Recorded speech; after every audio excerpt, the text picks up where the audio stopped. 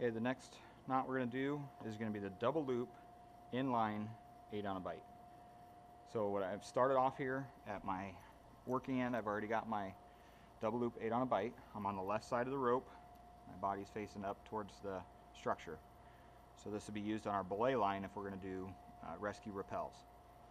So the important parts here are I'm going to measure 5 feet from the bottom of this knot to where I'm going to start my next knot. And the easiest way is your wingspan is however tall you are. I'm 6'3", so I'll come back in about a foot. I'm going to lay that flat. I'm going to show you 2 ways here. The first is going to be on the ground because it's easier to see what I'm doing. And then the second way I'll do it in the air. So I'm going to lay my left hand underneath of there.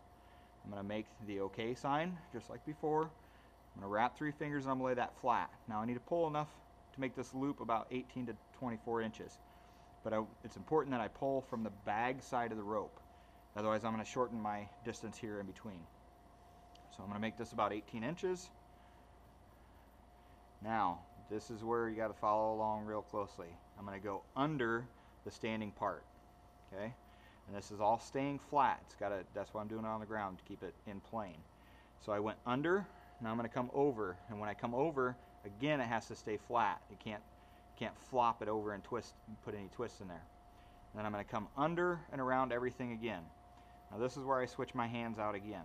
So I have 2 loops here. I've got a right loop and a left loop, and then I've got where I came under everything, I've got 2 pieces there. So I always hold it in my left finger, my finger and thumb.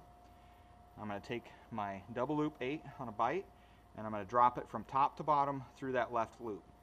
So it goes top to bottom all the way down. Pull all the slack out of it.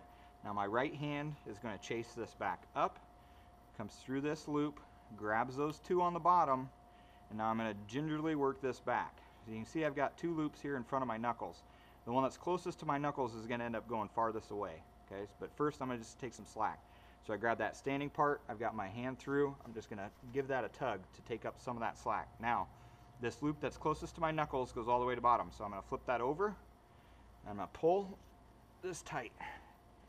And this knot only needs to be big enough to fit 2 carabiners into, or 1 carabiner through my double loops.